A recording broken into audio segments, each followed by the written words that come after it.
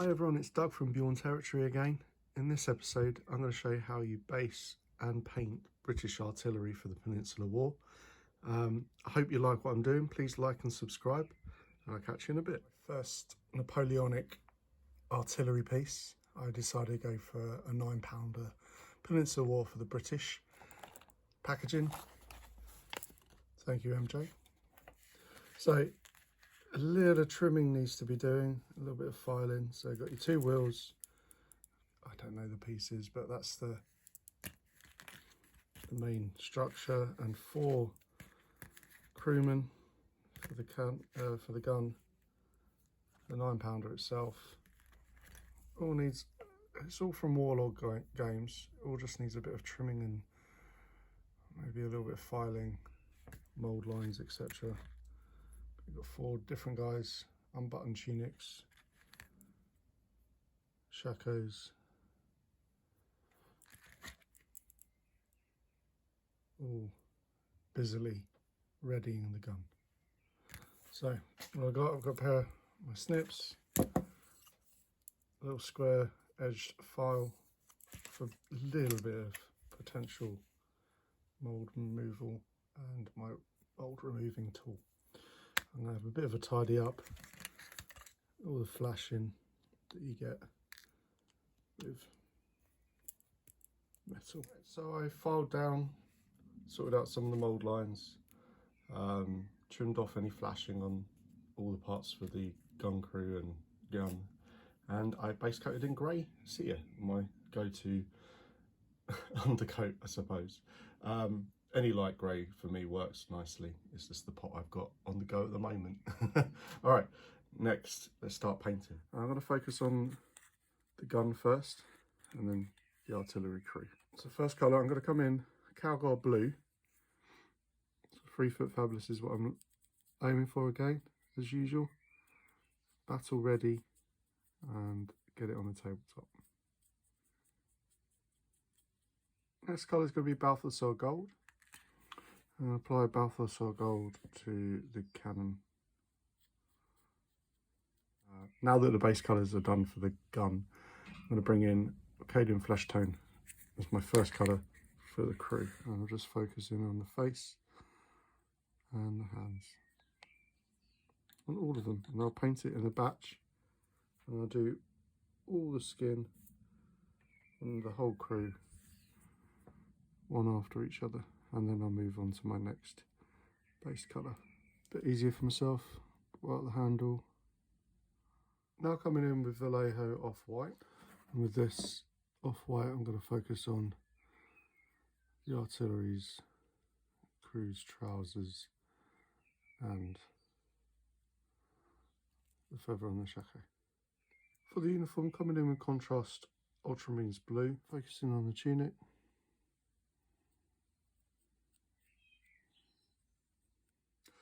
Now I'm going to come in with contrast Black Templar from the Citadel. And I'm going to come in with a black Citadel contrast, or what's it called?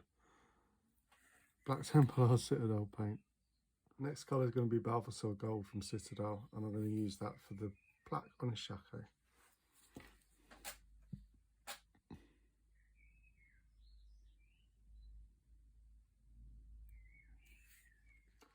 Next colour I'm going to come in with is the flat yellow from Vallejo. I'm going to base coat his collar.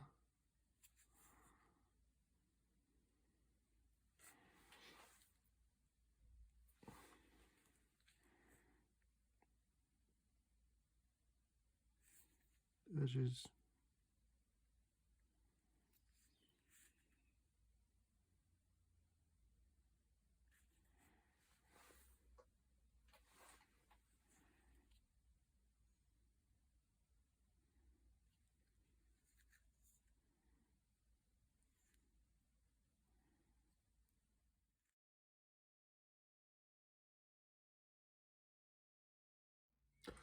Next colour, a bit of flat brown.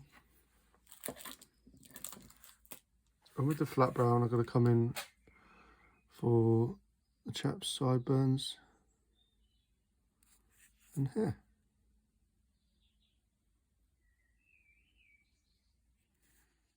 Next colour, the Vallejo Scarlet Red on the collar, but just try and keep a yellow line along the top.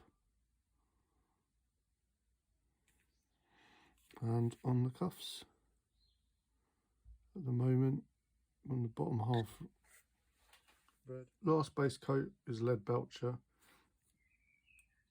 So lead belchers, I'm just going to put on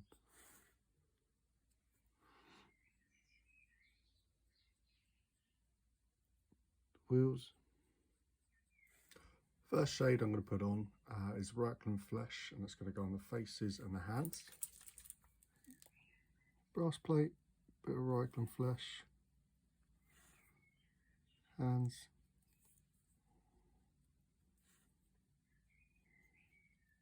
and face.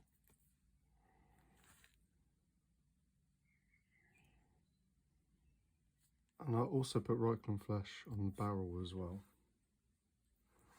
of the gun.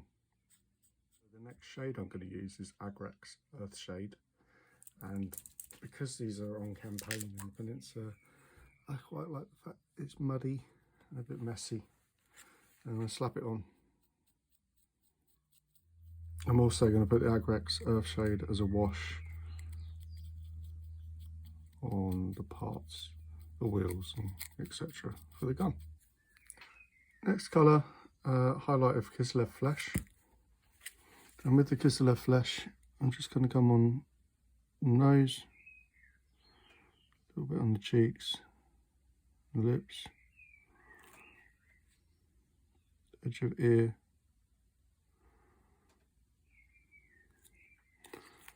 and then on the hands, almost a semi-dry brush over the fingers. I'm in with the dark Prussian from Vallejo.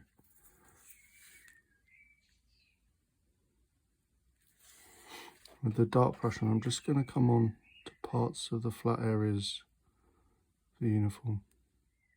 I'm going to come back in with a flat yellow. Flat yellow, I'm just going to do a little bit on the raised areas on the cuffs. On the edges of the uniform. I'm going to come back in with the off-white on the trousers and the feather. So for the trousers, just picking out some of the flat areas with the white, keeping the areas where the creases are darker, and I like to keep the bottom edges of the trousers muddy looking as well, and worn. And then a little bit of white back in the feather. Next, a little highlight of dark vermilion red on the cuffs and the collar.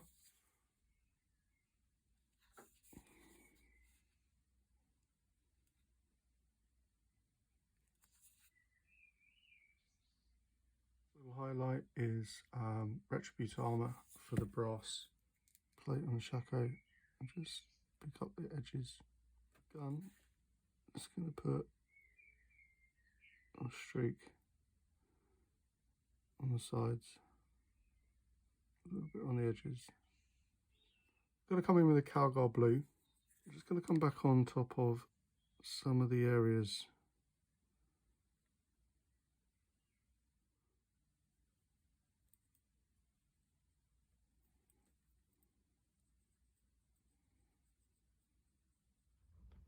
Okay, now to tidy it up a little bit with some highlights. Calgar blue for the uniform. I'm just going to come at it at the figure, and on the creases of the uniform, I'll run my brush lightly to pick up some light blue. There. Last but not least, I'm using some Sterling Mud, or Sterling Battle Maya, they call it now, for the base. I'll just use this brush again. Probably should swap it, but I'm going for it. And I'm just going to coat it, trying to be careful of most of the boot. Get it in, leave some lumps, some bumps, get it muddy. They come in now with a brown ground from Army Paint. Right, and with my brown ground, I'm just going to go to town with it, sprinkle it on where I put my PVA. Got a little catching box underneath it. Now I'm going to come in with some cork, broken bits, and where I've placed my little dollops of PVA, I'm going to sprinkle in some bigger bits. I'm going to sprinkle in some bigger bits of the cork. Gives it a bit of a variation. And variation is key, definitely, for me in terrain. What a bit of variety of tones and textures in your scene. I'm going to come in with some woodland scenic burnt grass, and I'm going to use this a bit more sparingly than I usually would. I'll shake it on. Basically, in my mind, I was thinking, well, this is going to be very muddy, very worn ground where this artillery base is going to be situated. So any grass, it's going to be a little bit more sparing than what I'd normally put on a base. And then just to top it off, a couple of my sticky tufts I'm going to break up, piece it in certain areas.